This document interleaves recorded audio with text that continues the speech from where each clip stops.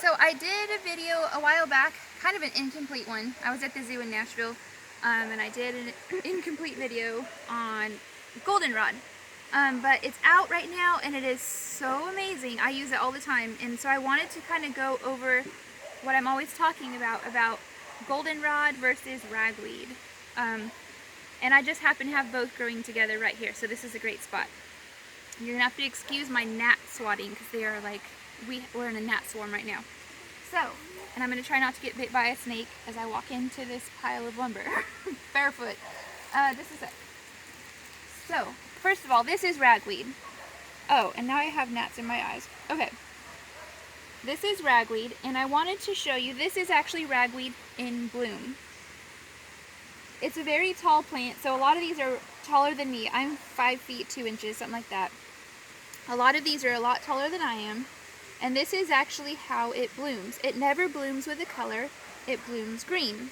So this is very likely what most of you are experiencing when you have these really bad seasonal allergies, is this pollen is just awful. This is the one that's going to make your eyes itch, your nose itch, watery eyes, scratchy throat, and then you start getting that drainage and you might get that summertime sore throat.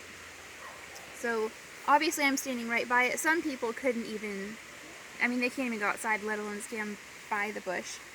And for the first time this year, because it hasn't rained in like 24 days, which isn't normal for us, I've actually been experiencing some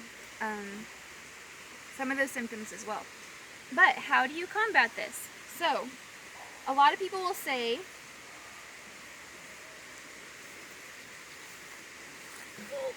reach down here. A lot of people will see this very large golden flower. This is goldenrod, Solidago canadensis. There's lots of goldenrods, but this is the one that most people are seeing this time of year in September and October. It's one of the last flowers to bloom in the year. They'll see this, they'll experience these symptoms, scratchy eyes, sore throat, all these things, and they'll say, oh my gosh, I'm so allergic to goldenrod. But in reality, what they're experiencing is this ragweed, and they're seeing this, and so they're assuming that they're allergic to this. But goldenrod's pollen is very thick, and it doesn't become airborne.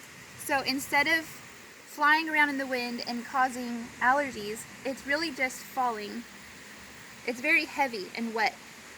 And so even like this, I can see it's just dropping like this.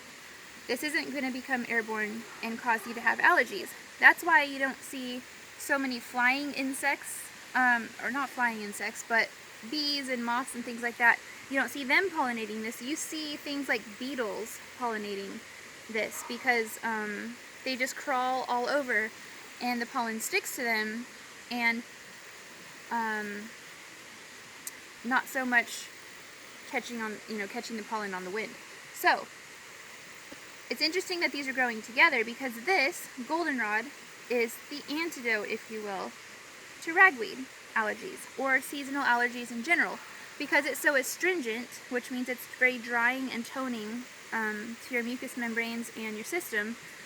This is really good for drying up those watery eyes, drying up that runny, scratchy nose.